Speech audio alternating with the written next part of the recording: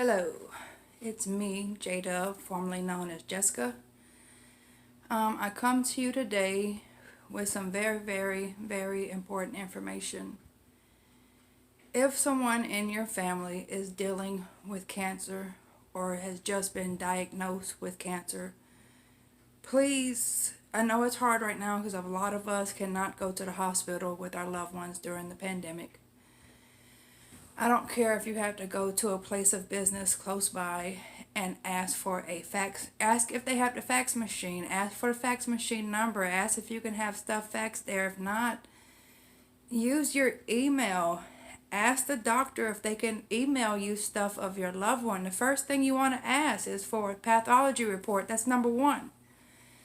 That will tell you how far along your loved one is, how far along the patient is, how many lymph nodes it's hit, where exactly in the body the cancer is. That's number one. Number two, you want to see the images of the cancer. That's number two. Number three, you want to ask if your loved one is going to be going through surgery. Number four, you want to know how many lymph nodes that it's hit. Number five, you want to ask if your loved one is going to be going through chemotherapy or radiation. These are very important questions to ask. And if you are next on the list for emergency contact at the hospital, you have rights to this information.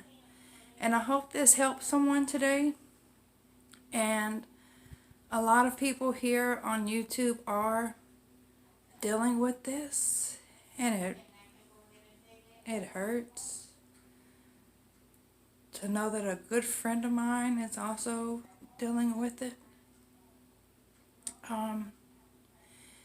If the cancer has succeeded too far along to where they can't do surgery, chemotherapy, or radiation, and they're getting ready to send your loved one home on hospice, you ask, are they coming home with a hospice nurse?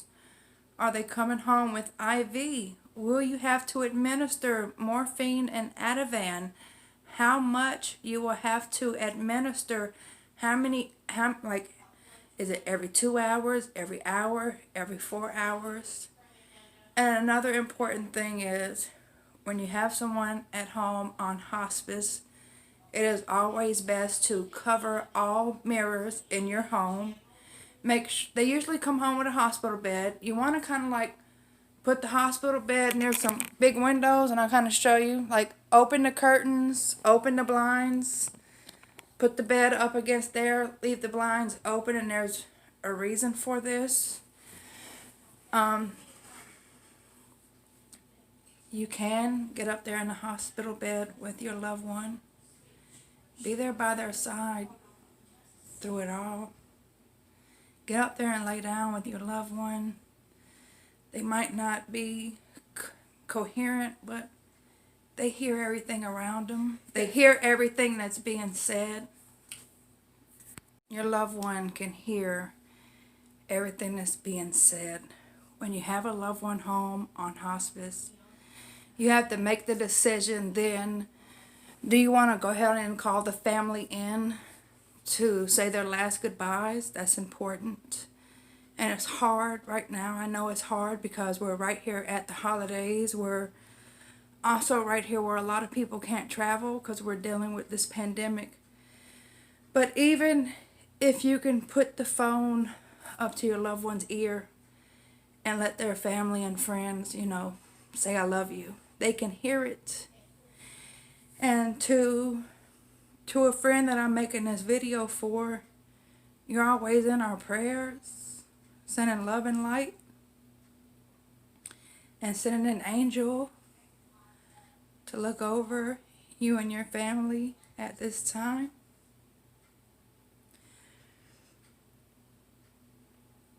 It's gonna be okay. It's gonna be okay. And you love on her, then you love on her.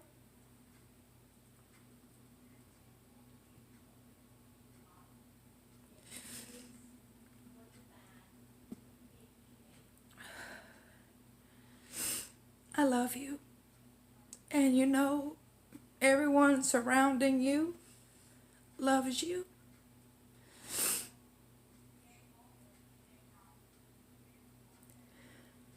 Get that paperwork and you ask questions. Don't never be afraid to ask questions. You ask. And you get them papers in your hand. And this is to anybody that has a family member dealing with cancer. If you have questions, ask. If your family member has been diagnosed with cancer, don't go with that answer. Get a second decision. Get a third decision. Never settle. Never settle until you have that pathology report in your hand. Merry Christmas. And know to keep prayers out for everyone around you, all your loved ones, your family.